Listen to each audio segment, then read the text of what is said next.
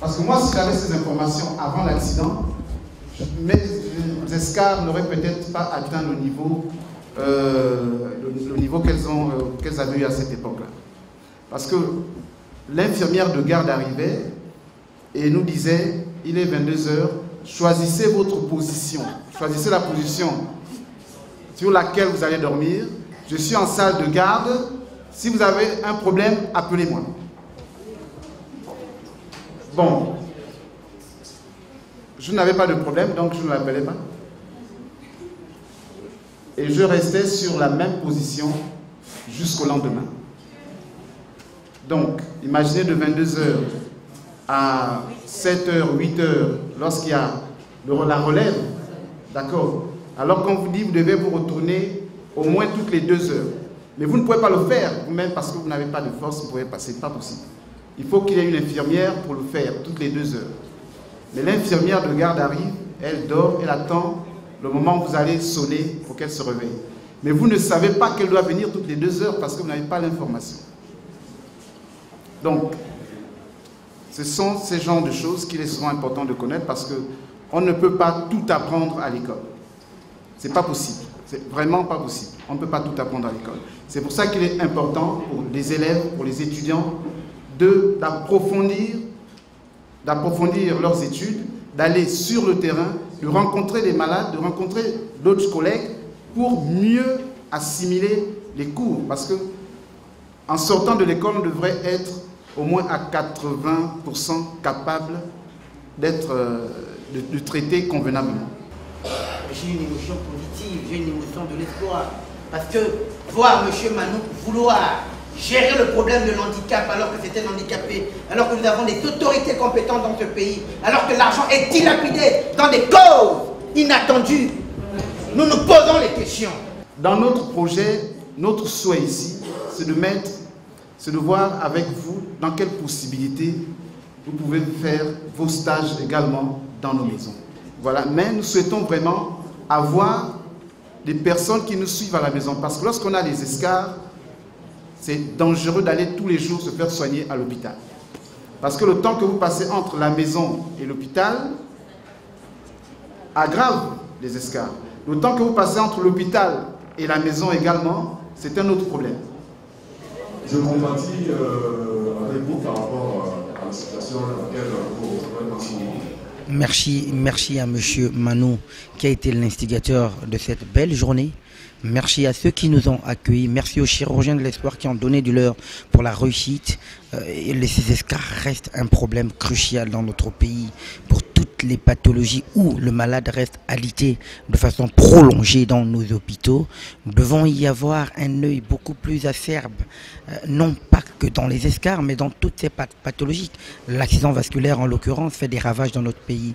Et quand vous êtes paralysé parce que vous avez une hémiplégie, généralement, vous êtes laissé à vous-même. Et le personnel infirmier ne peut pas tout faire. Les aides-soignantes ne peuvent pas tout faire. Parce que les aides-soignantes qui viennent apporter de l'aide à ces malades-là, elles ont aussi des familles. La famille a intérêt à s'investir. Ne venez pas abandonner les malades à l'hôpital. Après, vous accusez que ce sont les médecins ou le milieu hospitalier qui ont fini avec les malades. Lorsqu'on a des complications de ces escars, je prends le cas des escars au niveau de l'occiput. C'est une zone qui est certes protégée par le cuir chevelu, mais lorsqu'on commence à voir une gangrène ou une nécrose à cet endroit, toutes les structures environnantes sont atteintes. Et on ne peut rien faire, juste attendre le moment. Notre projet s'appelle la route témoin, donc c'est notre relation avec la route. Et la première relation aujourd'hui, lorsqu'après un accident, elle est psychologique. Et même quand on n'a pas eu de blessure physique, après un accident, on n'est plus la même personne. Donc, étant donné que dans cet établissement, on forme des éducateurs spécialisés, les psychologues, parce que nous en avons besoin après un accident. Et puis, il y a les soins infirmiers, etc., etc. Donc, nous allons revenir dans cet établissement pour voir dans quelle mesure nous pouvons travailler ensemble afin d'améliorer les conditions d'existence des personnes en situation de handicap et surtout les handicapés dépendants qui sont alités dans leur maison. L'INFAS déjà c'est un institut supérieur de formation et qui forme des professionnels de la santé en travail social. La conférence que nous avons eue aujourd'hui est la bienvenue parce que le personnel qui a assisté à cette conférence est celui qui sera au contact direct avec les accidentés de la route, que l'on soit en milieu hospitalier ou dans la famille ou en dehors de la famille. C'est à ce titre que nous allons exploiter les pistes de cette conférence, y compris la documentation liée à l'association des chirurgiens de l'espoir, pour que nous puissions regarder le contenu de nos formations afin de prendre en compte certains éléments peut-être qui ne figurent pas et qui nous permettront de donner une formation complète, plus holistique à nos étudiants et qu'ils puissent être opérationnels sur le terrain. Bien, nous venons d'organiser une rencontre d'échange sur les escarres et la paraplégie. Donc, il était question d'échanger des questions scientifiques avec les étudiants de l'INFAS. Donc, je tiens personnellement, en tant qu'initiateur de cette rencontre, à remercier les médecins de l'espoir qui ont bien voulu partager leur expérience non seulement avec nous, les victimes des accidents de la route, mais également avec les étudiants qui sont venus nombreux. Nous avons senti une implication de tout le monde au sein de cet établissement et nous pensons que le message est passé.